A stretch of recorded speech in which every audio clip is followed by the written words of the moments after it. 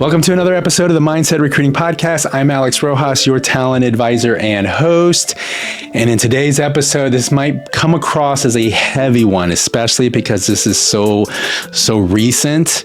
It's all about death, grief, and recruiting. And I know those three words don't often come together, but maybe sometimes they do. A lot of times if a recruiter loses their job or it's the end of their career, they lose a contract, it may seem as though you're experiencing a death in the family. That's not what I'm talking about here in this episode. In this episode, I'm really talking about my shared personal experiences of navigating the loss of my big brother while balancing really the demands of work, family, and faith.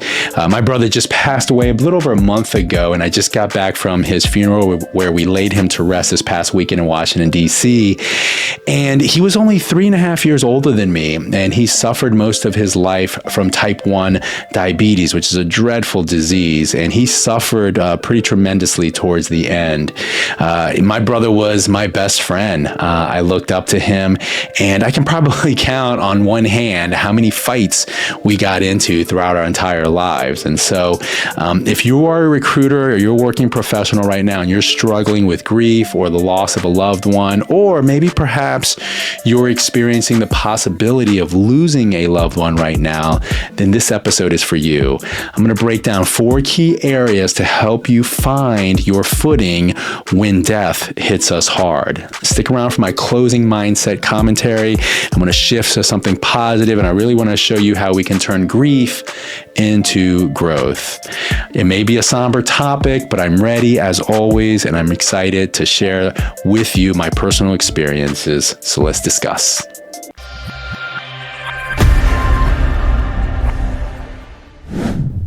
Okay, so let's kick this thing off. Again, I want to talk to you about 4 ways in dealing with loss, healing, and your career. Now, the first way is going to be all about accepting reality of grief. And so for me, I had to make sure that I wasn't going to push through it. And so grief has a funny way of demanding your attention. And so this means, for me, it was honoring feelings, honoring my emotions, and really going through these waves of emotions that I was going through. And so I had to really let myself feel the shock, even though I knew it was coming over the last couple of years because he had been suffering so much. It did leave me this sense of emptiness, of sadness, and it gave me really a lot of time to really reflect. And so that all is part of the process. And so I think it was important for me to kind of create that space for my emotions. And again, not allowing for me to just push it through busyness or just the life in general. I really wanted to honor what was happening and what I was really experiencing with this loss and with this grief. Okay, the second way that we're going to deal with loss and healing within our careers is really going to be when work and life hurts. And so I think what tends to happen is, for me, I took a few days off, right? So I was able to at least get a few days to kind of get the affairs in order and things of that nature. But we had to wait a month to actually plan for the funeral. And so work and deadlines can become a distraction. And so it can also become overwhelming, and it can add to more stress in your life. And so this is the reality of how hurt works. And so for me, it was really about setting some boundaries, not only at home, but also professionally, and setting some expectations on what I thought I was able to really deliver on. And so this meant really socializing, letting my team know, letting my customers, my clients know, my colleagues know, really kind of where I was emotionally. And it was okay. It was okay that I found myself in a vulnerable state, almost therapeutic, just being able to share and talk about what I was going through and not making it awkward at all. And of course, having that support system at home, family, friends, and professionally goes a long ways. And for me, it was really understanding again that I had this work-life balance that I was kind of going back and forth with, and so I needed to give myself grace. And you need to really be, you don't have to be, I guess, 100% there all the time. And so, and for me, I was able to delegate, take things off of my plate, and so I didn't have to run at 100%. I didn't have to be the best I could be. And I think everybody around me understood that. The people that know you and are your colleagues, are your friends, and your support system, they will also know that as well. Okay, so the third way is going to be through finding comfort in connecting. And so again, this is a piggyback off of number 2, but really leaning in towards your family and your friends. And so, we had my sister, me and my brother had a sister. And so I was really connected with my sister. And so we were actually, for those first, couple of weeks, we're really dialing into each other, texting each other, leaving voice texts to each other, expressing some memories and some sadness and some tears that we were going through. And so I was able to really kind of find my place in a way that I wasn't alone. And so I also had to allow myself to rest because I felt like really worn down. And so I tried to find those moments of say, hey, let me just sleep. Let me just rest. Not in a depressed kind of way, but in a way that just I wanted to rest my body to make sure I wasn't going to get sick and things of that nature. And I still try to do the little things that would keep me preoccupied, like going to the gym and working out and things like that. But also the other way that I found comfort was really by connecting, through my faith and through purpose. And I think that's really important, no matter what religious background or what your greater power may be, really having a spiritual foundation that you can lean on and lean into really does go a long ways. And for me, being a Christian, I was able to have a Christian family, a church family, people that were praying into me, praying into our family, praying into the season that we were entering and really the preparations that we were going to go through and putting together a ceremony and a celebration of life. And so that was the other thing that kind of eventually got me to get busy and kind of focus on, again, honoring my brother. And it was really honoring the memory. And so I was fortunate enough to actually be one of the ones to create a video tribute. And so, talk about trying to come up with, it was over 360 photos and 9 videos and 8 songs in 12 minutes. It took me a couple of weeks kind of working around the clock to get that together. But I went through a process of really, again, waves of emotion and acceptance and love and, everything that's really human about losing somebody that you love.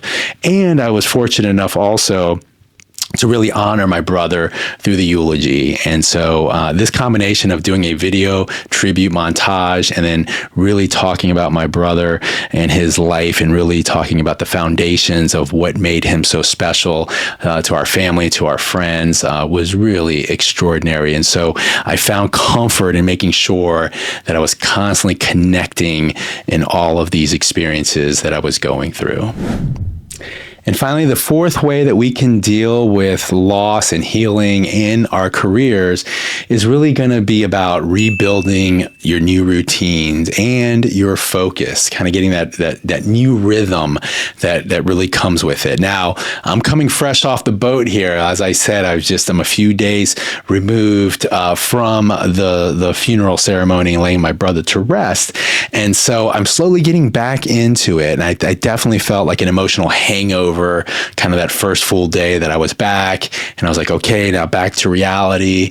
And I still didn't want to rush the process, and I still took my time for the next day or two, and I allowed that to happen. And so, but I also wanted to celebrate the small wins, right? And just the celebration of life, the feedback that we received from all our family members, and just how joyful of an occasion it was that we were able to celebrate, my brother another's life, essentially. And so each day that you show up, I think, is progress. And so I go through a ritual in the mornings when I wake up, and it's a gratitude type of moment of reflection. And so I was really thankful for the new season that I was about to enter in my life. And so you just really do the best you can to check to see where you are as far as your presence go, right? You don't want to be too far removed. And of course, everybody grieves differently.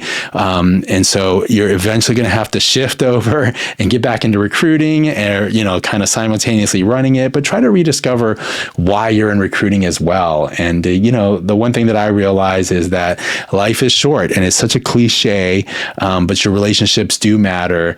And I think for me, kind of going through this experience, and this is probably the closest person that I've ever lost in my life, I really want to focus on, again, making a better version of myself as I enter this new season of transition of life without my big brother and my best friend. Okay, time for closing mindset. And really, this is going to be about turning grief into growth. And I really want to look for opportunities as I continue to go through the grieving process that will probably take weeks and months and even longer, right? There's going to be a lot of things that I'm going to go through here over the next year that are going to be very difficult, that a lot of people that lose a loved one has to go through. And so the hardest moments in life really can define, or it can even stall your future. And so I'm really holding on to hope. And that's why, for me, faith is foundational for me. And so for me, I'm going to lean in on God. I'm going to lean in on peace, love, hope, and really just prayers that I can stay grounded through these seasons that I'm in. And so you can heal and grow, and grief doesn't have to hold you back. It can actually fuel you or impact you in a lot of positive ways. And so I'm actually going to be choosing to add fuel to my fire, to my motivation as I go through this experience. And that's just me on my personal level. So I am going to let it kind of refine who I am as well. It's not going to define me, though. And I think that's really, again, the most important thing, is making sure that, you use the pain and the sadness to really sharpen what your purpose in life is. And I think, that window is closing for some of us, and maybe for some others, it's not. You still have a long, long life. And so, for me, my brother, he was a Dallas Cowboys fan. And so his celebration of life said he wanted everybody to wear NFL jerseys, which was pretty awesome. But I hated the Cowboys because I'm a Washingtonian, DC Redskins fan, a Commanders fan. And so what's interesting is, now that I took things that he had, I'm finding myself with Cowboys memorabilia and jerseys all throughout my house now, just remembering him. And that's okay. I think for me, what I was trying to really do through this process, is really be the light for others, to show that you can grieve in a healthy way. And I really want to use, the story of my brother's life to really provide a sense of hope and support for others in my community and my family as well. I hope this episode was informative. Please remember to like, to subscribe, and to comment, and to share. This was a special episode, so thank you for allowing me to take you on this journey. I am going to show you just a quick montage of my brother, some pictures throughout decades that we were together, just to highlight and honor my brother, Edward Eddie Rojas. And until next time, remember, it's all about the mindset.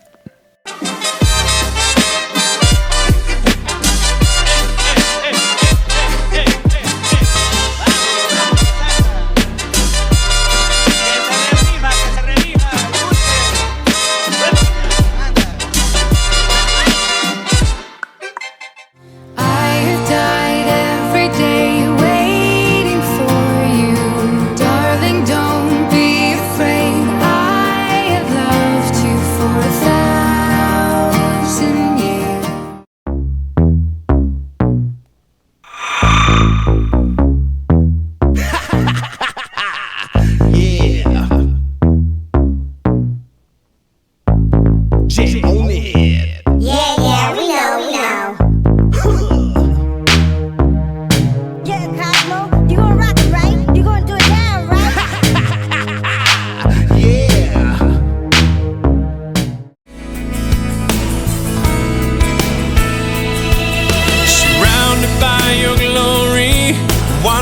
will my heart feel? Will I dance for you, Jesus? Or in awe of you be still? Will I stand in your presence? Or to my knees will I fall? Will I sing hallelujah? Will I be able to speak at all? I can only imagine. Yeah, I can only imagine.